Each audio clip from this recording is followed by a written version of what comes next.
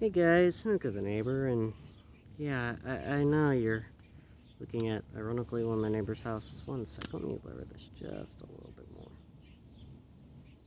Okay, there we go. Yeah, just where you can see the VIN plate. And don't read too much into that. Anyway, what I'm going to be demonstrating today is something called fluidization. I'm sitting in the shade because it is incredibly hot out right now. Anyway, fluidization.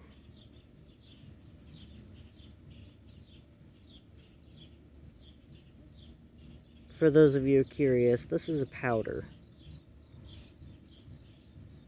You see that bubbling? That is the air escaping into this chamber. If any of you are curious on what this is, one sec. Anyone? Anyone at all have any clue on what it is? Anyone? Had to go to the truck just to get that. Anyway, so, the fluidization experienced here, it's basically when there's enough air entered into a liquid, entered into a, powder, that this happens. Little cavern for me. Come on, little buddy, you can do it. There you go.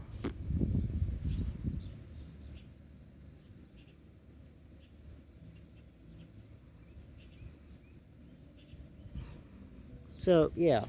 Sorry, one of my neighbors is, got a loudspeaker and absolutely loves it, which I don't blame him. I love loudspeakers myself. Anyway. There. Now it represents what it's supposed to. Danger! Yeah, I have another one of these too, by the way. Anyway, oh boy. Well, sorry, I lost my train of thought. Okay. So, with this, if you don't realize it by now, it's a fire extinguisher. Yeah, it's a dry chemical fire extinguisher. This is actually the powder, some of it, from this. You hear that sound? That's that air pocket in there. Actually, there's more than one, because there's this one, and then there's one right around in here that loves just to bubble up. You see this bubbling? Whenever it wants to bubble? Kind of like, oh, it stopped, but kind of like that was right there. That is your secondary.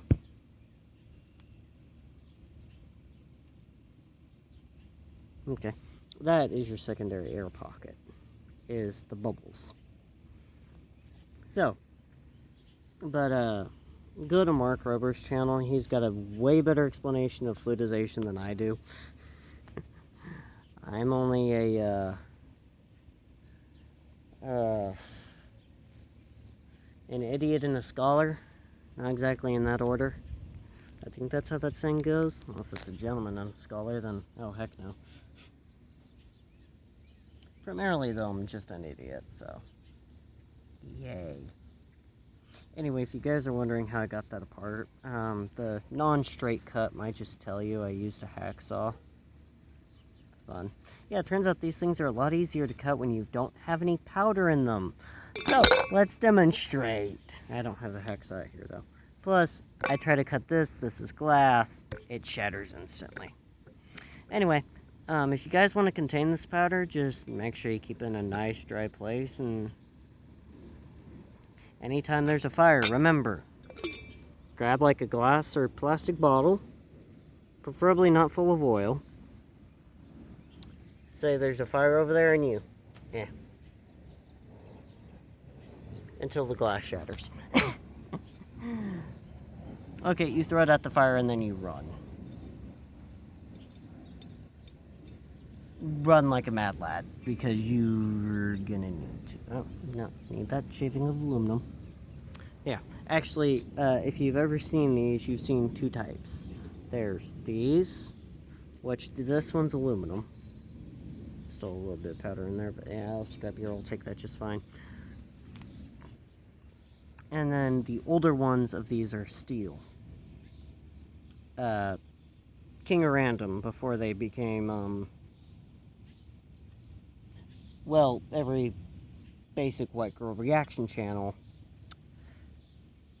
Yeah, I know, I'm not usually one to throw shade, but King of Random, when he was, just Grant, and it was actually good, demonstrated on why you shouldn't use this one. You use the other one.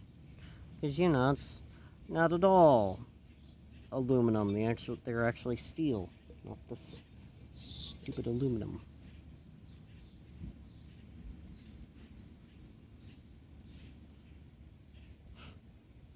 Anyway, just, yeah, fun. Huh. That explains why it lost pressure. This fire extinguisher is old. 03. Eek. Yeah. It's either 03, the third week of 03, or the third week of... One sec. I know this is dated somewhere.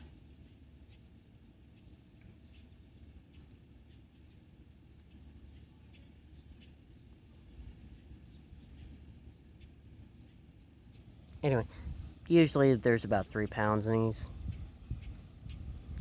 So,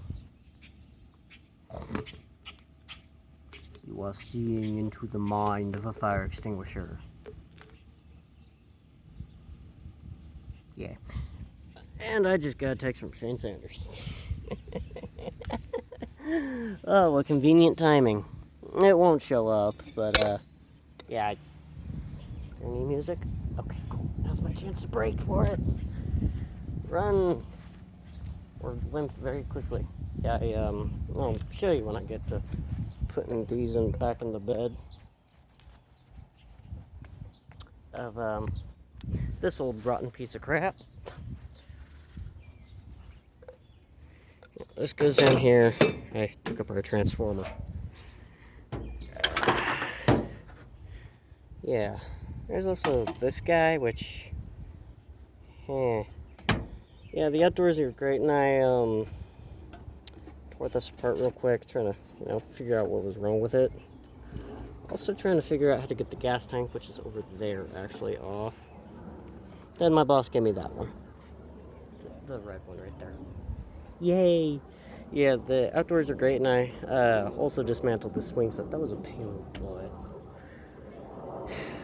And I would need the keys to undo that bolt to actually pull them apart, but I don't want to do that.